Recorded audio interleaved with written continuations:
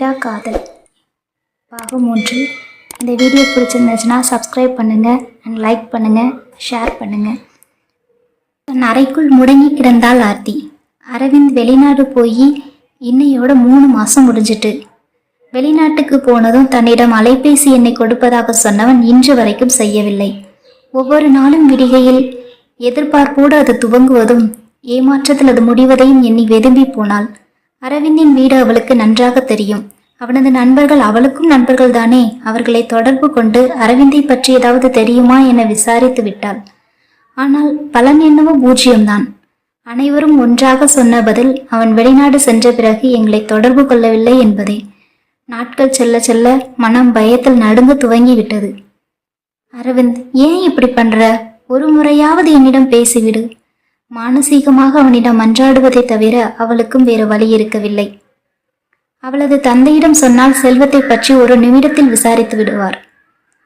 படிப்பு முடிந்த அடுத்த மாதமே அவளுக்கு வரன் பார்க்கட்டுமா என கேட்ட தந்தையிடம் 6 மாதம் அவரோடு இருக்கிறேன் என அவள் சொல்லிவிட இன்று வரைக்கும் அதை பற்றி ஒரு வார்த்தை கூட வீட்டில் பேசவில்லை. காதலுக்கு எதிரி வீட்டிலோ வெளியிலோ இருந்தால் அதை எதிர்த்து போராடலாம். ஆனால் காதலுக்கு எதிராக தடையாக காதலனே இருக்கையில் அவளால் என்ன செய்ய முடியும்? அதே நேரம் அரவிந்தின் இந்த அமைதி, ஒரு போன் செய்தால் என்ன வந்துவிட போகிறது? என் தவிப்பு, பயம், நிலைமை அவனுக்கு புரியவே இல்லையா? மனதுக்குள் மருகத்தான் முடிந்தது. அந்த நிலையிலும் 1% கூட அவன் ஏமாற்றி விடுவான் என எண்ணவே இல்லை. இதுதான் காதலின் சாபமோ? அறைக்குள்ளேயே அவள் அடைந்து கிடக்க அவளை காண வந்தான் பார்கவ். அவன் அவளது வீட்டுக்கு வரவே, பார்கவ் வாப்பா, என்ன இப்போதான் இங்க வர வழி தெரிஞ்சுதா? பிஸ்னஸ் நானாலும் ஆன உங்க மாமா மாதிரியே பணத்தை துரத்த ஆரம்பிச்சிட்ட, உள்ளவா. ஏன் அங்கேயே நிக்கிற? அவனை வரவேற்றார் ஆர்த்தியின் தாய் கோகிலா. அப்படியெல்லாம் எதுவும் இல்லத்த, இப்போதானே பிஸ்னஸ் ஆரம்பிச்சிருக்கேன், கொஞ்சம் கூடவே இருக்க வேண்டியிருக்கு. 1 வருஷம் போனா ஸ்டெடி ஆயிடுவேன் உரைத்தவன் அவர் அறியாதவாறு பார்வையை சுழற்றினான். உட்காருப்பா, டீ எடுத்துட்டு வரேன். அவர் உள்ளே செல்ல முயல, என்னத்த வீட்டில் யாரையுமே காணோம்? மெதுவாக கேட்டான். உங்க மாமா கொடோனுக்கு போயிருக்காரு. ஆர்த்தி ரூம்குள்ளதான் இருக்கா. படிப்பு முடிச்ச பிறகு போர் அடிச்சு போய் உட்கார்ந்துருக்கா. உரைத்தவர் உள்ளே சென்று மறைந்தார். முன்னர் வெகு இயல்பாக ஆர்த்தியின் அறைக்கு சென்று பழக்கம்தான். இப்பொழுது சென்றாலும் அவர் எதுவும் சொல்ல போவதில்லை. ஆனால் மனதுக்குள் நேசத்தை சுமந்து கொண்டு அவள் அறைக்கு செல்வது அவனால் முடியாத விஷயமாக இருந்தது. அதே நேரம் அவளை காணாமல் இருப்பதும் ஒரு மாதிரி இருக்கவே ஆர்த்தி உரிமையாகவே குரல் கொடுத்தான். தன் அறையில் அமர்ந்திருந்தவளுக்கு பார்கவின் அழைப்பு செவிகளை தீண்ட முகம் விகசிக்க சட்டென இருக்கையில் இருந்து எழுந்து கொண்டாள். மாமா, வாய்விட்டு முனகியவள் வேகமாக வெளியே வந்தாள். மாமா எப்படி இருக்க? உன்னை பார்த்து ரொம்ப நாள் ஆன மாதிரி இருக்கு கேட்டவள் அவன் அருகே வந்து அமர்ந்தாள். அவள் தன் அருகில் இயல்பாய் அமர அவன் நெஞ்சுக்குள் மெல்லிய சாரல். ரொம்ப நாள் எல்லாம் ஆகல, 1 வாரம் தான் ஆகுது. போன வாரம் உங்க கடையில வச்சு பார்த்தோமே, மறந்துட்டியா? அவன் கேட்க, இதெல்லாம் உன்னை வீட்டுல பாக்குற மாதிரி ஆகுமா? என்ன உங்க கோல்டு ஸ்டோரேஜுக்கு கூட்டிட்டு போறேன்னு சொன்னியே, என்ன ஆச்சு? வர வர என்ன நீ கண்டுக்கிறதே இல்ல குறைப்பட்டாள். அவள் பேச்சை கேட்டவாறே வெளியே வந்த கோகிலா, ஆர்த்தி, அவனை ஒரு மேல பேசாதன்னு எத்தனை முறை சொல்லிட்டேன். உன்னை விட 5 வயசு பெரியவன். ஒழுங்கா வாங்க போங்கன்னு கூப்பிட்டு பழகு. இனி என்ன நீங்க 2 பேரும் சின்ன பிள்ளைங்களா? அவளை கண்டித்தார். போமா, எனக்கு அப்படித்தான் கூப்பிட வருது. அவள் சினுங்க அவளது அந்த செய்கையை வெகுவாய் ரசித்தான். கூடவே, விடுங்கத்த, அவளுக்கு எப்படி கூப்பிட வருதோ அப்படியே கூப்பிடட்டும் உரைத்தவன் அவர் கையில் இருந்த கப்பை வாங்கி கொண்டான். எல்லாம் நீ கொடுக்குற இடம்தான். என்னவோ போங்க, நான் சொன்னா கேட்கவா போறீங்க? சரி, ஏதாவது விஷயமா வந்தியாப்பா? அவர்கிட்ட ஏதாவது சொல்லணுமா? நான் வேணா அவரை ஃபோன் பண்ணி வர சொல்லவா கேட்டவர் தன் அலைபேசியை எடுக்க முயன்றார். அத்தை, ஆர்த்தியை என்னோட வெளியே கூட்டிட்டு போலான்னு வந்தேன். என்னோட கோல்டு ஸ்டோரேஜை பார்க்கணும்னு ரொம்ப நாளா கேட்டுட்டு இருக்கா. அதான் சற்று தயங்கி நிறுத்தினான். அதுக்கு என்னப்பா, தாராளமா கூப்பிட்டு போ. மதியம் சாப்பாட்டுக்கு வந்துடுவீங்களா இல்ல லேட் ஆகுமா? உடனே அனுமதி வழங்கினார். ஹை மாமா, நிஜமா தான் சொல்றியா? இப்பவே போறோமா? சூப்பர், நான் போய் ரெடி ஆகுறேன் குதித்து கொண்டு உள்ளே ஓடினாள். அவள் உள்ளே செல்லவே, பார்கவ், இப்பவாவது உன் மனசுல இருக்கிறத அவட்ட சொல்லிடு. அடுத்த முகூர்த்தத்துல கல்யாணத்தை வச்சுக்கலாம். வேற வீட்டுக்கு போகணுங்கிற பயத்திலேயே கல்யாணம் இப்ப வேண்டான்னு சொல்லிட்டு இருக்கா. அவளை நீ கட்டிக்க ஆசைப்படுறேன்னு தெரிஞ்சா நிச்சயமா மறுக்க மாட்டா. எங்களுக்கும் அவ எங்கேயும் கண்மறைவா இருக்கா, எங்க நினைப்பே இருக்காது. அவர் சொல்ல, ஆனந்த அதிர்ச்சியில் உறைந்து போனான். அத்தை, உங்களுக்கு நீங்க அவன் தடுமாற, மீனாட்சி நேத்திக்கு தான் என்கிட்ட சொன்னான். முன்னாடியே சொல்லியிருந்தா இந்த நேரம் கல்யாணமே முடிஞ்சிருக்கும். அவர் சந்தோஷம் திருப்தியும் ஒருங்கே இல்லை உரைக்க அப்படியே எகிரி குதிக்க வேண்டும் போல் இருந்தது. மாமாவுக்கு தெரியுமாத்த? மெல்லியதாக வெக்கப்பட்டான். உங்க மாமாவுக்கு தெரிஞ்சிருந்தா இன்னைக்கு காலையில கொடோனுக்கு போயிருப்பாரா? உன் வீட்டுல தான் நின்றுப்பார். ஏற்கனவே எங்க மனசுல இப்படி ஒரு நினைப்பு இருக்கு. ஆனாலும் உங்க மனசு தெரியாம சலனப்படுத்த வேண்டாம்னு நினைச்சிட்டு இருந்தோம். உங்க அம்மா நேத்து சொன்ன உடனே பால் பாயசம் வச்சு கொடுத்தேன். உங்க அம்மாவுக்கும் ஒரே சந்தோஷம். இப்போ ஆர்த்தி மனசுதான் தெரியணும். அதையும் நீயே கேட்டு சொல்லிடு. பேசி முடிச்சிடலாம். அவர் பேசி நிறுத்த அங்கே வந்தாள் ஆர்த்தி. என்ன அத்தையும் மருமகனும் ரொம்ப நேரமா ரகசியம் பேசிட்டு இருக்கீங்க? அவள் கேலியாக வினவ அவர்கள் மெல்லியதாக சிரித்து கொண்டார்கள். அம்மா, மதியம் சாப்பாட்டுக்கெல்லாம் வரமாட்டோம். இன்னைக்கு ஃபுல் டே வெளியே தான். பாய். அவன் கையை பிடித்து எழுப்ப மறுக்காமல் எழுந்து கொண்டான்.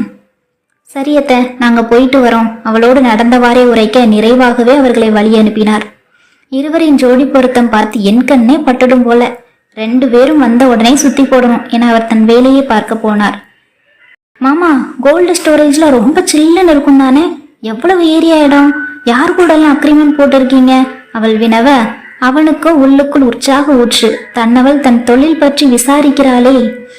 ஆர்த்தி கிட்டத்தட்ட 20,000 அடி. இப்போ ஐஸ்கிரீம் கம்பெனிக்காரங்க 2,000 அடி ஆக்குப்பை பண்ணியிருக்காங்க. மெடிசின் கம்பெனிக்காரங்க கொஞ்சம் இடம், இன்னும் சிலரும் வாங்கியிருக்காங்க. அவள் கேட்டவற்றை விளக்கினான். சூப்பர் மாமா, உங்களுக்கு எப்படி இந்த ஐடியா வந்துச்சு? நான் என்னவோ பெரிய மாமா மாதிரி நீங்களும் கான்ட்ராக்ட் வேலை தான் செய்வீங்கன்னு நினைச்சேன். But you are great. சிலிர்த்து போனான். தன் காரில் தன்னவள் ஒரு நீண்ட பயணம். காரை நிறைக்கும் அவளது வாசனை ஆழ்ந்து அனுபவித்தவன் ரசித்து காரை செலுத்தினான். அவளது கோல்டு ஸ்டோரேஜ் இருக்கும் இடம் செல்ல கிட்டத்தட்ட 2 மணி நேர பயணம். வழியில் இளநீர், நுங்கு என அவன் வாங்கி கொடுக்க அனைத்தையும் சுவைத்தவாறே பயணித்தாள். டெய்லி நுங்கு வாங்கி சாப்பிடுவீங்களா? சிட்டிக்கு வெளியே சட்டுன்னு ஒரு கிராமத்து அட்மாஸ்பியர் ரொம்ப நல்லா இருக்கும்ல? குழந்தையாய் குதூகலிக்க, நீ கூட வந்தா டெய்லி சாப்பிடலாம். தன் மனதை மெல்லியதாக திறந்து காட்டினான். ஆனால் ஏற்கனவே காதல் மயக்கத்தில் இருப்பவளுக்கு அவனது காதல் புரியவில்லை. மாறாக, காலையில் செம்ம மூட் ஆஃப். இப்போ அதுக்கு ஆப்போசிட்டா மனசு ரிலாக்ஸா இருக்கு.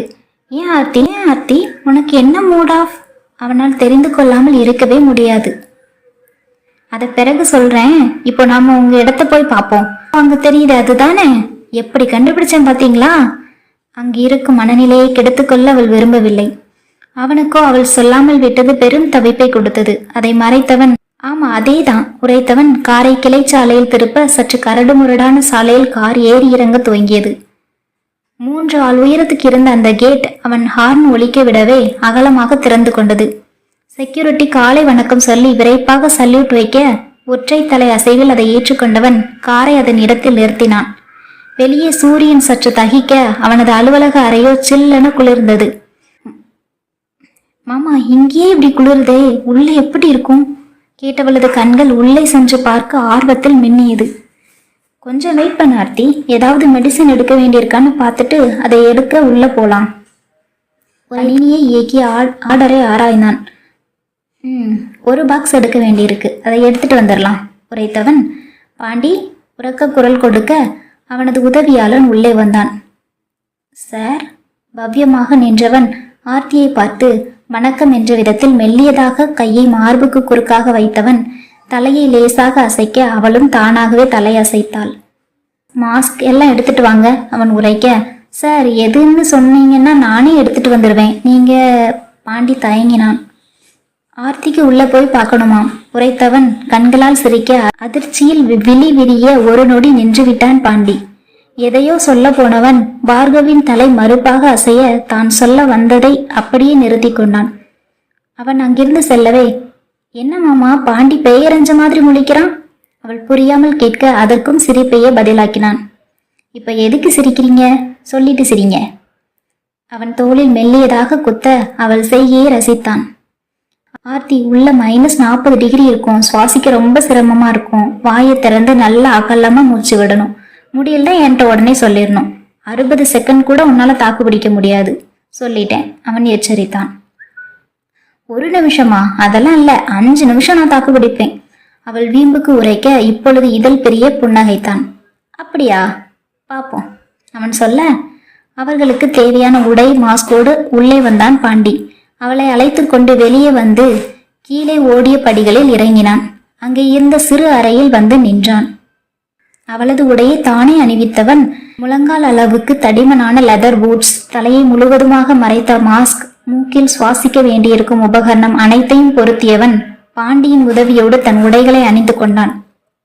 எடுக்க வேண்டிய மெடிசின் எங்கே இருக்கிறது என கணினியில் பார்த்தவன், வா அவளை அழைத்து கொண்டு அந்த இரும்பு கதவுக்கு முன்னால் சென்று நின்றான். பாண்டி 2 நிமிஷம் வைத்தவன் அந்த கதவில் இருந்த சக்கரத்தை பாண்டி சுழற்ற உள்ளே செல்ல தயாரானான். இரும்பு கதவை திறந்தவுடன் அவள் உணர்ந்தது தேகத்தை ஊடுருவும் குளிரையை. ஆர்த்தி, ஆழமா மூச்சு விடு. கண்ணாடி மாஸ்குக்கு பின்னால் அவன் உரக்க குரல் கொடுக்க தலையை உருட்டியவள் வேகமாக மூச்சு எடுத்தாள். ஆனாலும் அவளால் நிலைக்கு வர முடியவில்லை என்றே சொல்லலாம். ஊசி முனையாய் தன்னை தாக்கிய குளிரையும் சமாளிக்க முடியவில்லை. ட்ரெஸ் போட்டுமே இப்படி இருக்கே, வெளியே போறியா? அவன் கதவை திறக்க முயல அவன் கையை பிடித்து தடுத்தவள், உள்ளே போலாம். அவன் கையை பிடித்து இழுத்தாள். Are you okay? அவன் கத்த வேகமாக தலையை உருட்டினாள். அதற்கு முன்பாகவே அவன் சொன்ன 2 நிமிடம் முடிந்திருக்க பாண்டியே வெளியே இருந்து கதவை திறக்க அடுத்த நொடி அவளை இடையோடு அணைத்தவாறு வெளியே பாய்ந்திருந்தான். பாண்டி கதவை மூடிவிட்டு பார்கவின் கரத்திலிருந்த பாக்ஸை வாங்கி ஃப்ரீசர் பாக்ஸில் போட்டான். பார்கவ் ஆர்த்தியின் முகத்தில் இருந்த மாஸ்கை வேகமாக கலட்டியவன் அவளது பூட்ஸையும் அகற்றினான். கிட்டத்தட்ட உறைந்து போயிருந்தாள் ஆர்த்தி. ஆர்த்தி, ஆர்த்தி! அவளை உழுக்க வேகமாக வெளிக்காற்றை சுவாசித்தவள் மலங்க விழிக்க விழுந்து விழுந்து சிரிக்க தொடங்கினான். மாமா கண்டனமாக அழைத்து சிரிக்காதே என முறைத்தாள். பாண்டி அங்கே இருந்து சென்று விட்டிருக்க, நான் உயிரோட தானே இருக்கேன். அவள் கேட்ட மறுநிமிடம் அவன் முகமே மாறிவிட்டது. அதை பார்த்தவள் தன் நாக்கை கடித்தவாறு, மாமா ஜஸ்ட் கேலி பண்ணேன், அதுக்கு ஏன் இப்படி முகமே மாறிடுச்சு? அவன் கண்ணம் தொட்டு சமாதானப்படுத்தினாள். இதுக்குதான் நான் உன்னை இங்கே அழைச்சிட்டு வரவே இல்லை. அவன் குரல் இறுக உரைக்க அவன் கரத்தை அழுத்தமாக பற்றி கொண்டாள். கேலின்னா என்ன, வேணா சொல்லுவியா நீ? அவனால் தாங்கவே முடியவில்லை. அவளோடு 100 ஜென்மம் அவன் வாழ நினைக்க அவள் சாவை பற்றி பேசினால் அவனும் என்னதான் செய்வான்? ஐயோ ஆண்டவா, ஏதோ தெரியாம வாயில வந்துடுச்சு, விடுங்களேன். முதல்ல உங்க பூட்ஸ் எல்லாம் கலட்டுங்க. தானே அவன் பூட்ஸை கலட்ட முயல வேகமாக அவளை விட்டு விலகி நின்றான். நான் பாத்துக்கிறேன், நீ காலெல்லாம் பிடிச்சுக்கிட்டு எந்திரி மேல. அவன் மறுக்க, அப்போ நீங்க எனக்கு பண்ணீங்க அது மட்டும் என்னவா? அவன் மறுக்க கேட்காமல் பிடிவாதமாக அதை செய்துவிட்டே ஓய்ந்தாள். அவன் அப்பொழுது சற்று லகுவாகி இருக்க, இதுக்குள்ள எப்படி மாமா வேலை பார்ப்பீங்க? அவள் சிறு பயத்தோடு கேட்க, எங்களுக்கெல்லாம் பழகிடுச்சு. அவன் சாதாரணமாக உரைக்க அவள் முகம் தெளியவே இல்லை. அதை பார்த்தவன், ஒரு சாதாரண மனுஷனால 3 நிமிஷம் உள்ள தாக்கு பிடிக்க முடியும், அதுக்கு முன்னாடி வேலையை முடிச்சிருவோம். சப்போஸ் அவன் உள்ள இருந்து வர லேட் ஆனா 4வது நிமிஷம் வெளியே இருக்க ஆட்கள் உள்ள போய் அவங்கள கூட்டிட்டு வந்துடுவாங்க. ஸோ பயப்பட தேவையே இல்லை. அங்கே இருக்கும் சூழலை விளக்கினான். நீங்க உள்ள போவீங்களா? அவள் கேட்க, இது என்னோட பிளான்ட், நான் போகாம அவளிடம் திரும்பி கேட்க, இனிமேல் போகாதீங்க பிடிவாதமாக உரைத்தாள். ஏன்? அவன் கண்களில் கூர்மையோடு வினவ, என்ன ஏன்? போகாதீங்கன்னா போகாதீங்க, அவ்வளவுதான். இன்னும் இங்க வேற வேலை இருக்கா, நம்ம போலாமா? அவள் அங்கிருந்து செல்ல முயன்றவள், முக்கியமான மெடிசின் ட்ரேயோட கோட் என்கிட்ட தான் இருக்கும், அதை எடுக்க நான் தான் எடுக்கணும். அதெல்லாம் 1 நிமிஷம் வேலை, அதை மட்டும் நானே பார்க்கறேன், சரியா? அவன் உரைக்க அரை மனதாக சம்மதித்தாள்.